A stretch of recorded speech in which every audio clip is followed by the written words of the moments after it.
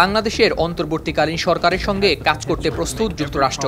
ওয়াশিংটনের স্থানীয় সময় বুধবার এক নিয়মিত ব্রিফিংয়ে একথা জানিয়েছেন দেশটির পররাষ্ট্র দপ্তরের মুখপাত্র Matthew Miller.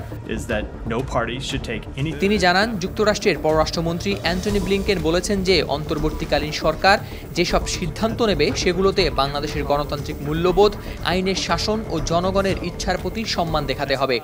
I spoke to this the other day. We have seen the announcement by the military.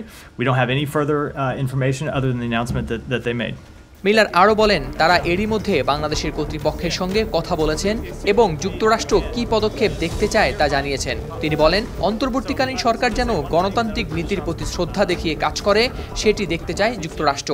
Mohammed Yunus as the leader of an interim government, we think the interim government will play a vital role in establishing long-term peace and political stability in Bangladesh. And as you heard the Secretary say yesterday, any decisions that interim government makes should respect democratic principles, rule of law, and the will of the Bangladeshi people.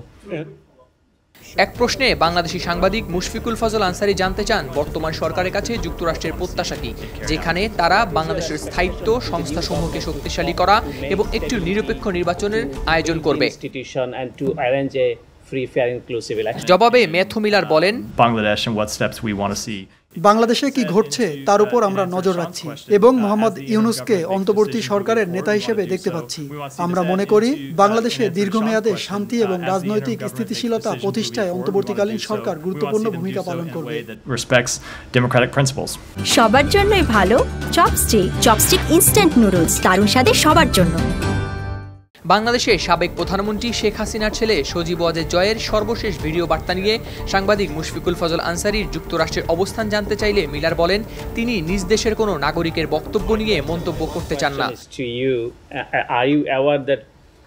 Dictator Prime Minister Hasina's son staying in Virginia and threatening the new government, inciting violence, and he was also the ICT information and technology advisor to the former dictator Sheikh Hasina, who shut down the internet in Bangladesh. I don't have any comments by statements made by a private citizen. I've already spoken to যুক্তরাষ্ট্র প্রবাসী সজীব ওয়াজেদ বুধবার রাতে এক video বার্তায় বলেন, তারাও একটি গণতান্ত্রিক, সুশৃঙ্খল ও নিরাপদ দেশ চান, যা জঙ্গিবাদ মুক্ত হবে।